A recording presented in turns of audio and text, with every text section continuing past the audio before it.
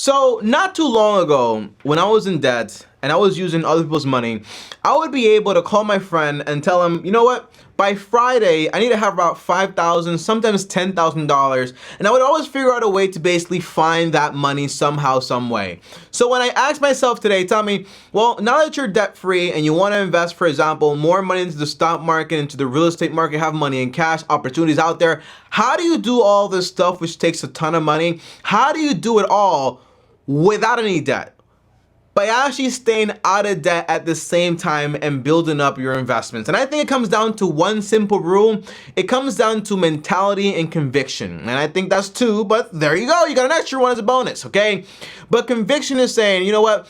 I want to stay debt free. I don't borrow money. Let your brain figure out exactly how can I do this without borrowing any money. And having a long-term perspective basically means saying, hey, I get it. I want to buy this property. I want to have this much money in my investments, but I got to understand all these things are going to take time. So it's okay to go through the process of saving up money and building up capital and being a little frustrated because you can't do it as fast as you want to.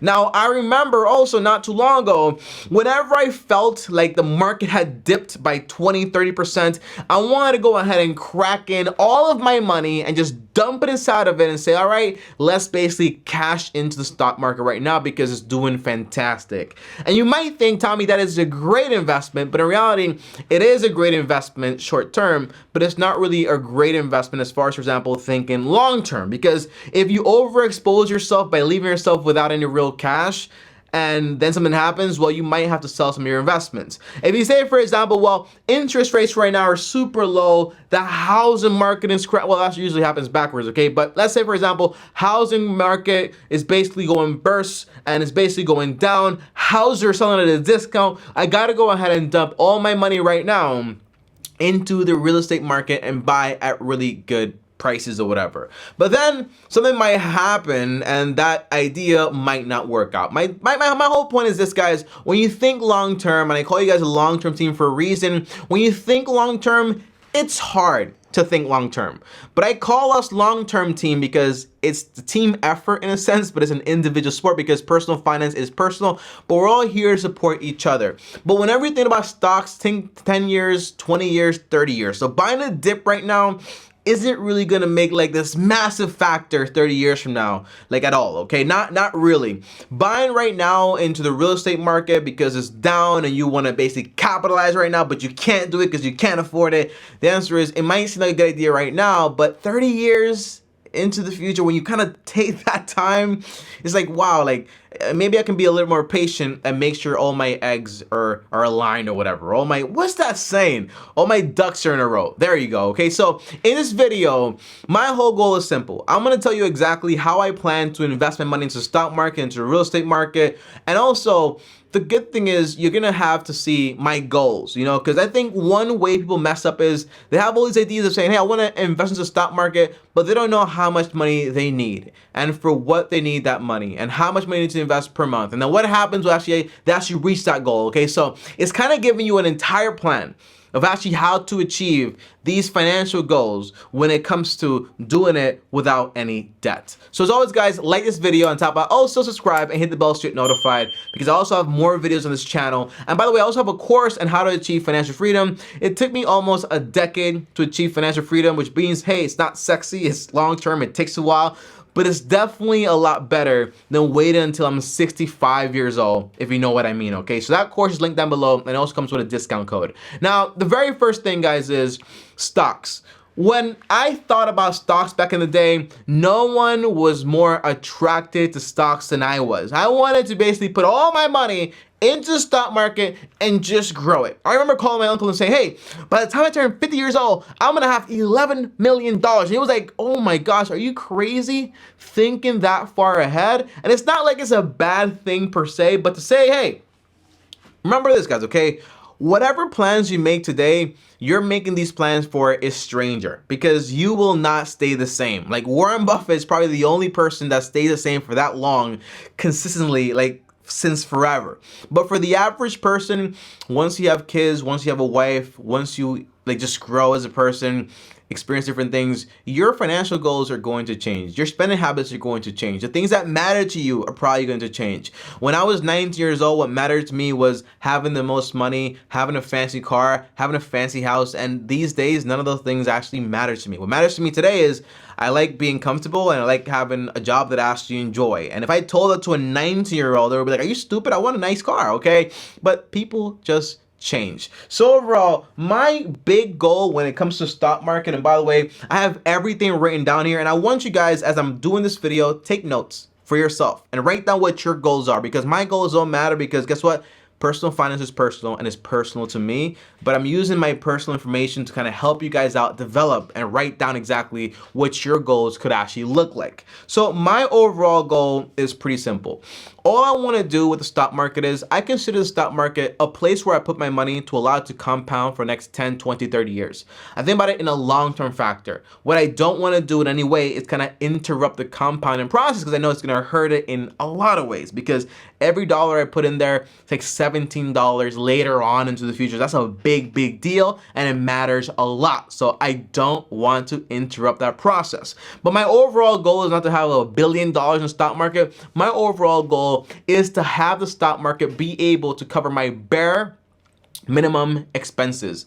And I call that my baseline budget. And what that means is, if I lost everything today, how much money would I basically need to maintain my lifestyle? And that basically comes down to shelter, utilities, groceries, and transportation. And for me, if I have like $12,000 a year, I'm fine. I can basically live off that. But I don't really want to live off that, because that's kind of like not the best life, okay? So I want to say like, hey, I want to have $20,000 being produced for me in passive income from the stock market. So how much money do I actually need to have in my total stock market to actually produce for me $20,000 in passive income? The answer is actually a lot more simple than you probably think it is. And here's how it works, okay? You want to grab your phone, and let me just open this thing up right here. And you want to grab your phone and you want to go right here, okay? So if your annual expenses that you basically say you want to have is like $20,000, just multiply that number by 25. I'll tell you why in a second, okay? But 25, it says, hey, Tommy, you need to have in there $500,000. Now, why did I do 25? Because the answer is, if you take 4% of $500,000, it will give you exactly $20,000. Now, why 4%? That's basically what we call the 4% rule when it comes to stock market. If your stocks grow by 8% to 12% and you only take 4% of the profits, that means your money keeps growing and growing and growing while you're taking money out. And that's what you want. This way, you're not super worried about, oh my gosh, the stock market's going to crash and then I'm going to have an issue. So whatever your number is, again, comment down below or just have it personally. That way you actually know. Now, obviously, I also want to mention this for the long-term team here. Once you have this number, you want to figure out a few things. First of all, how much money per month do you need to invest to get to this goal? And what is your deadline? Those are the two most important things. And when you think about it, think long-term, 10, 20, 30 years, okay? And think that this is just a part of your wealth. It's not your full picture wealth, okay? Because I used to rely on the stock market alone, and I don't want to do that anymore, because I don't want to take money out from it and I don't want to interrupt it. So I need cash flow, and that's why we're going to get into real estate later on in this video. But overall, think 10, 20, 30 years in the future. Now, if you're not a mathematician like me, because I'm really not, use a calculator for that, the answer is you want to go on Google and type in savings goal calculator. I have my editor do a whole screenshot thing right now, savings goal calculator, click the .gov link and put in exactly what your savings goal is. In this case, for me, it'll be $500,000, and then I'll say, hey, I want to get there in 30 years or 20 years, and I put that in there, and it tells me exactly, well, here's how long it's going to take you. Well, not that, because you already know how long it's going to take you to put that line in there. It's going to tell you, hey, here's how much you need to invest per month at an 8% return. And by the way, whatever the returns are, usually for me is like 12%. Do like a third of that. Do like 8% or 9%. That way, if the market does not react like it's been reacting, you've adjusted for it. So that way you're not that worried about it. And in the end, if it does react the same way, you'll have a pleasant surprise, okay? And here's one more tip for the long-term team here. Have a margin of safety. And this is what I recommend, okay? So if your goal is gonna be, again, your expenses annually, okay? So times 25. If your goal is like $500,000 like me, $500,000 like me, have at least an extra, for example, like 20%. So just multiply it by 1.2 and you get 20%, have $600,000 in there. That way, I can't speak to it, I don't know why, but have some extra money in there. So in case the market goes down, it fluctuates, you always have enough, and you don't have to worry about taking out more money than you actually need. That's the idea, okay? So that's the stock portion, and that's my plan. And I'll tell you more about my numbers, like by when will I reach those goals, how much money extra do I actually need, how much I need to invest per month, how much do I have now. Later on in the video, I'll give you those details to give you guys the full picture. But number two is going to be real estate. And the way I see real estate is very simple. I honestly hate real estate. I can't stand it, okay? And let me explain why. I just don't like the idea of like dealing with things that break all the time. But I understand I can have a management company, and that makes the whole process a lot easier. They can rent it out for me, make sure the property is up to date, and I can basically find properties and deal with people that I actually like, you know? So it is some more effort than investing into stocks, but it is worth the effort because you do get cash flow. Now, there is a problem. If you're trying to do this with no debt, you're probably going to be utilizing a term called, for example, cap rate. And what that basically means is, well, how much money or what's your return on your invested capital on this property? In English, it basically means how much money, how much profit are you going to make from your investment, okay? What's the percentage? And in real estate, for cap rate, for cash buyer investors, usually an 8% return is more than enough, and that's pretty good. So when it comes to real estate, because real estate is so expensive, you got to think about, well, I can't right now be thinking about I want to have $100,000 of passive income per month in real estate because it's so massive, so big, you're probably just going to give up very easily. So what I would want to do first is cover my baseline expenses. So again, that goes back to worry about the necessities first. That first, and then you keep going and going and building, but worry about the necessities first. So at the core, it says, hey, if I want to have, again, $1,000 per month is what I spend, times 12, that's about 12,000. I want to have in there an extra $8,000 because I don't want to live on $12,000 a year, honestly. So I want to say, hey, I want to live off $20,000 a year in passive income from real estate, right? If I divide this number by an 8% return, again, just divide it by 0.08, it gives me the amount of money I need to have invested into real estate to actually produce for me $20,000, okay? So that basically says, wow, $250,000. You might say, Tommy, well, that's a lot less than what you need in the stock market. The stock market, you actually need, like, for example, 500K. Yeah, but the stock market is a lot less work. You're only taking about 4%, and that money is compounding, and you grow it over time. But you can't just buy a house and basically pay it off over time unless you're getting a mortgage, and we're trying to do this debt-free. So it might be less, but it takes on a lot more effort. Now, you got to think about this number, and you got to break it down systematically. And here's what I mean, okay? So overall, let's say, for example, you're going to say, wow, 250 is a lot of money. But what if I did, for example, 250K and I wanted to do it, for example, in 5 properties? Well, divided by 5, it means each property is $50,000. Well, that seems a lot more accomplishable now because you're only thinking about $50,000. So long-term team, here's a little formula here to make this process a lot more easier. All you want to do is figure out how much of your income can you set aside for this purpose, for this goal. So let's say, for example, you plan to set aside $3,000 per month or 2,000 or 1,000, whatever your number is, okay? And you multiply that by 12. So in this case, you say, hey, I can set aside, for example, $3,000 per month for this goal. And by the way, you should only be doing this once you're debt-free, once you have a fully funded emergency account, if you can invest 10, 15, 20% into the stock market, retirement fund, and you're also having paid off home, okay? The rest of your money, that's what we use for real estate and like rental property. So $3,000 per month, multiplied by 12, that's about $36,000. And if I divide $50,000 divided by 36,000, well, that's about, for example, 1.5 years or something like that, okay? That's what the math tells me. Now, to make it even easier, because it seems more complicated here, if I say, hey, the number is 50,000 divided by 3,000, the answer is I can do it in about 16.5 months. So in 16.5 months, in a year and 7 months or so, I can have that $50,000 to put it down for a property and pay it full in cash. Now, again, if that property that I buy for $50,000 can produce for me 8%, which is multiplied by 8%, the answer is $4,000 in income divided by 12. It gives me about $333 per month in income in 16 months. Now, the good thing is this, okay, guys, it gets easier every single time, because if this property pays you annually $4,000, but you're also saving an additional $36,000, well, that means, hey, it takes you $40,000 now the first year. So next time, if you do, for example, $3,000 plus $400 from the cash from the property, and you divide that $50,000 by 30, what is it, $3,400? Yeah, $3,400. It means, hey, instead of 16 months, it takes you 14 months. And once you buy the next property, well, now you have, for example, $600. And it kind of just compounds and compounds and compounds,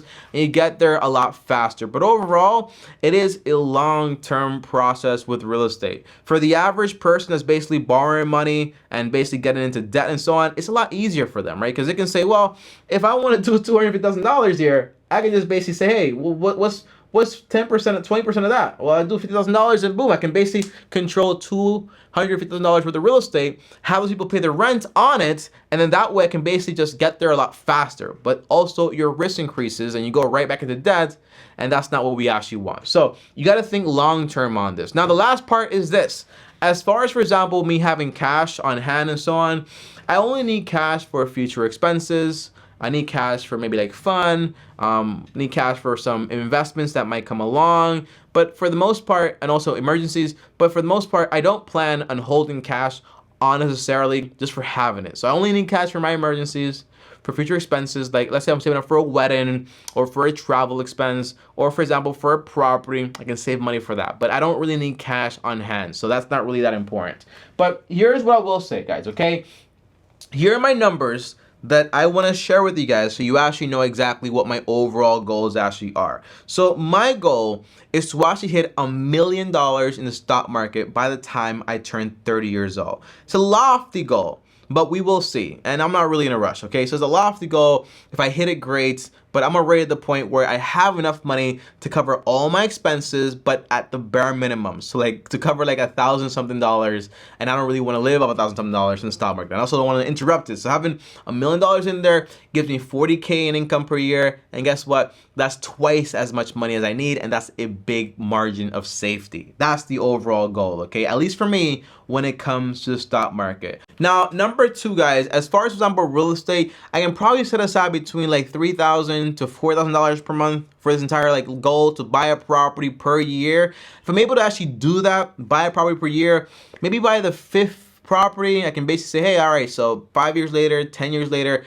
I have enough money to cover all my necessities, and that's pretty cool. But the idea is, guys, okay, if you do this correctly, right? This is what I mean, and this is the closing thoughts here. Long-term team, pay attention here, okay, guys? If you do this correctly, the goal is, okay, if you have no debt, you have an emergency account fully funded, and you also have, for example, your investments being funded automatically, you get there step by step just by putting aside 20% of your income, okay? 10-20% of your income for your retirement fund. But then when it comes to everything else, if you have a paid off home, all this extra income you have, let's say, for example, you have an extra like 50% of your income, okay? And that's extra. If you take half of that, you have fun with it, you give more, whatever. The other half, it doesn't really feel like you're like having to work so hard for it, because in reality, you get to enjoy the ride. So as you try to do these very hard things as far as invest without any debt, the answer is make sure you have money on the side to actually enjoy life and have a balanced life. I think that's the most important thing. Guys, as always though, that is it for this video. Comment down below exactly what is your goal in the stock market. How much money do you actually want to have in there?